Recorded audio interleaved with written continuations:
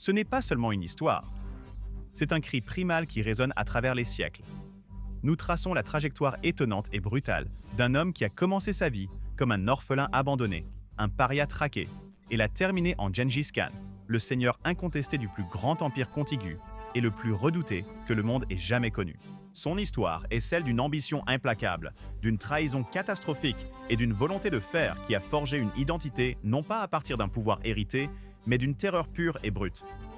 L'homme qui allait devenir le grand Khan est né Temujin vers 1162 dans un monde de tribus nomades fracturées sur les steppes impitoyables de Mongolie. Sa lignée était respectable, mais son enfance fut une leçon brutale de survie.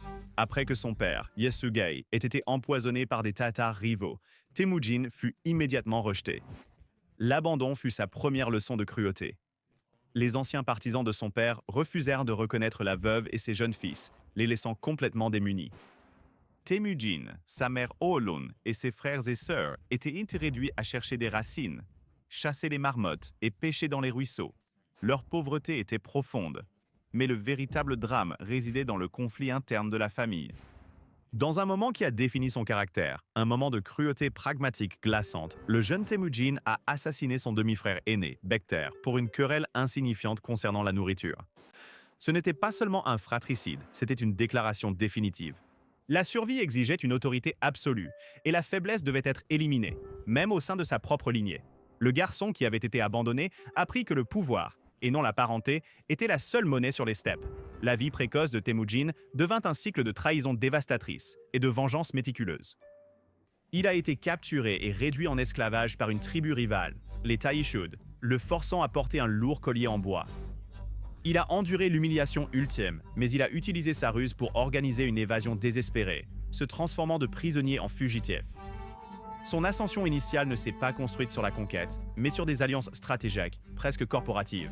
Il s'est allié avec Togrel, le Khan de la puissante tribu Khwarizmab, et plus important encore, avec Jamuka, son Anda, frère de sang, depuis l'enfance.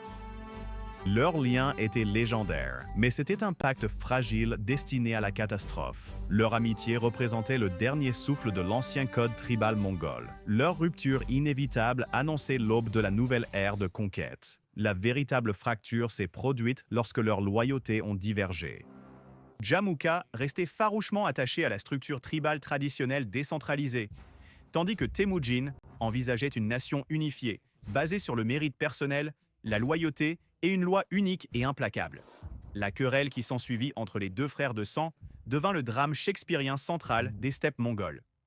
Temujin, le survivant, a rapidement démontré son génie tactique en offrant protection à quiconque lui prêterait allégeance personnelle, indépendamment de la tribu. C'était révolutionnaire. Il a brisé les anciennes lignes tribales, remplaçant la loyauté de sang par la fidélité personnelle à son charisme et sa vision. Il a attiré les marginalisés, les ambitieux et les brutalement efficaces. La rivalité avec Jamuka culmina en plusieurs batailles décisives. Après que les forces de Temujin capturèrent Jamuka en 1204, la trahison fut complète. Jamuka, connaissant le code d'honneur de Temujin, demanda une mort propre et sans effusion de sang, une demande accordée par le Khan par respect pour leur passé commun. L'exécution de son propre frère de sang marqua la rupture symbolique finale avec le passé. Temujin était désormais le seul maître de son destin.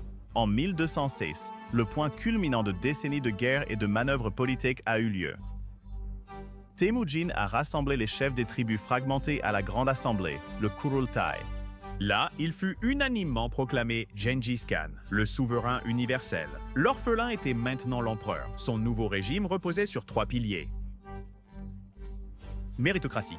Les promotions étaient basées sur la compétence et la loyauté, pas sur le droit de naissance. Innovation militaire. Il a organisé ses armées en unités décimales, des tumens de 10 000 hommes, en faisant une machine parfaitement synchronisée et rapide. Le Yassa, un code de loi strict écrit qui régissait tout, de la discipline militaire au droit de propriété, imposant un ordre absolu au chaos. Avec la nation mongole unifiée et sa machine militaire parfaitement réglée, Gengis Khan tourna son regard terrifiant vers l'extérieur.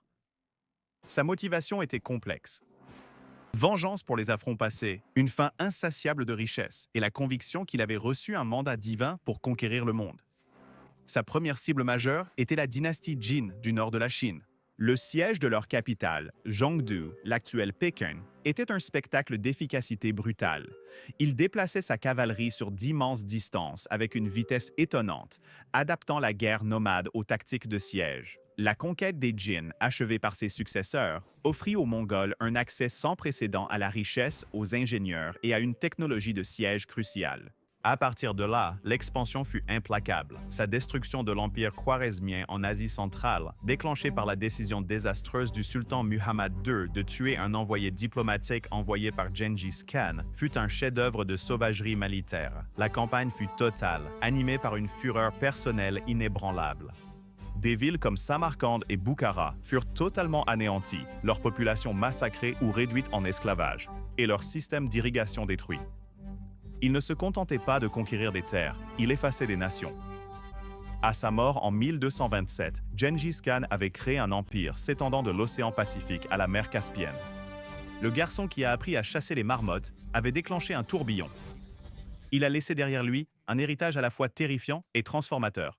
Un système de lois, des routes commerciales, la Pax Mongolica, et un peuple unifié, tous nés du traumatisme de son abandon. Le dernier triomphe du grand Khan n'était pas l'immensité de son empire, mais la cicatrice psychologique qu'il a laissée sur le monde. Il a prouvé qu'un paria armé de pure volonté, d'une compréhension de la cruauté humaine et d'un génie pour l'organisation pouvait devenir le conquérant le plus redouté et le plus réussi de toute l'histoire.